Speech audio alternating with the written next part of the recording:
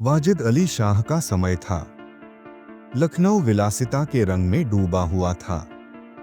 छोटे बड़े अमीर गरीब सभी विलासिता में डूबे हुए थे। कोई नृत्य और गान की मजलिस सजाता था तो कोई अफीम की पीनखी में मजे लेता था। जीवन के प्रत्येक विभाग में आमोद प्रमोद का प्राधान्य था।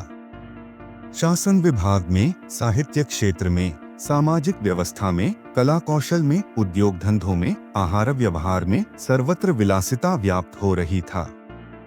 राज कर्मचारी विश्ववासना में, कविगण प्रेम और विरह के वर्णन में, कारीगर कलाबत्तू और चिकन बनाने में, व्यवसायी सुर में, इत्र, मिस्सी और उपटन का रोजगार करने में लिप्त थे।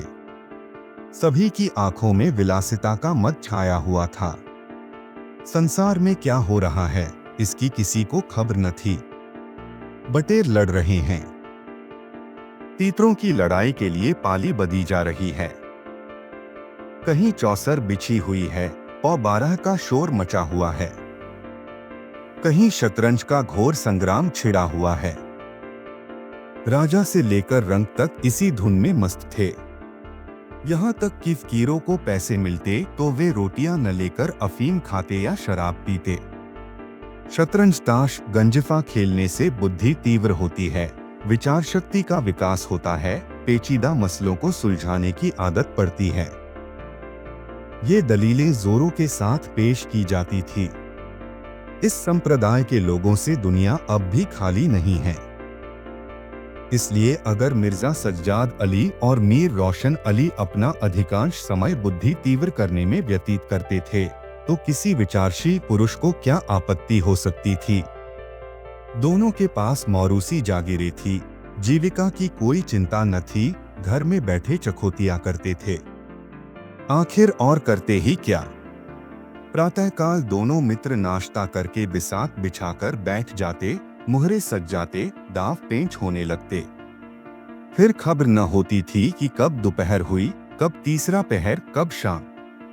घर के भीतर से बार बार बुलावा आता कि खाना तैयार है। यहाँ से जवाब मिलता, चलो आते हैं, दस्तरख्वान बिछाओ।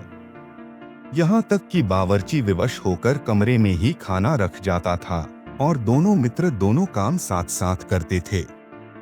मिर्जा सज्जाद अली के घर में बड़ा बूढ़ा न था, इसलिए उन्हीं के दीवान खाने में बाजियां होती थीं, मगर यह बात न थी कि मिर्जा के घर के और लोग उनके व्यवहार से खुशी हों।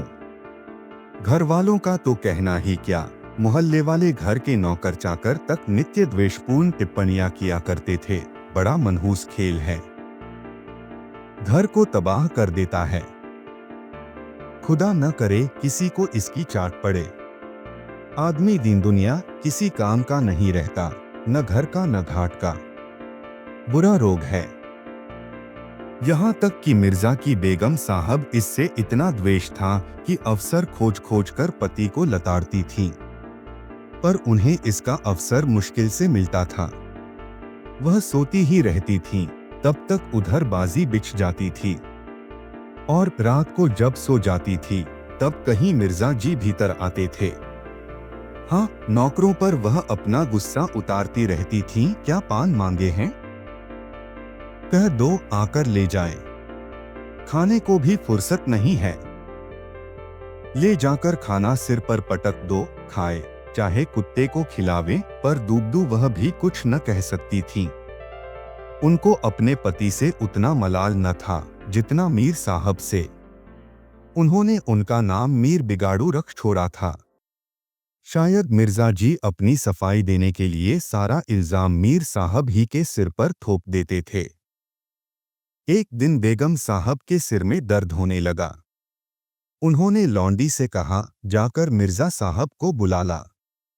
किसी हकीम के यहाँ से दवा लावें। दौड़, जल्दी कर। लौंडी गई तो मिर्जा जी ने कहा, चल अभी आते हैं। बेगम साहब का मिजाज गर्म था। इतनी बात कहा कि उनके सिर में दर्द हो और पति शतरंज खेलता रहे। चेहरा सुर्ख हो गया। लौंडी से कहा, जाकर कह अभी चलिए, नहीं तो वह आप ही हकीम के यहाँ चली जाएंगी। मिर्जा जी बड़ी दिलचस्प बाजी खेल रहे थे। दो ही किश्तों में मीर साहब की मात हुई जाती थी। झुंझलाकर बोले, क्या ऐसा दम लबों पर है? जरा सब्र नहीं हो